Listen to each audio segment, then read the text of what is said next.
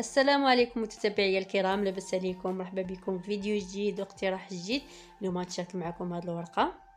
هانتوما هي كتجي ملسه من هنا وكتجي حرشه من هنا تماما بحال ديال الزنقه. غنشاركها معكم بكل التفاصيل. هانتوما راه نفس الطريقه ديال هذيك ديال الزنقه، ما تخافوش راه ساهله، صغير شويه التركيز.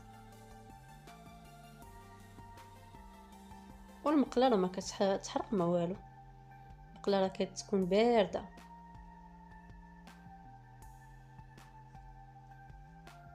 كنتمنى الفيديو ينال الاعجاب ديالكم، ما تنساونيش من اللايك والبارطاج، تابوناو في لاشين وبقاو معايا باش نحضروها مع بعضياتنا.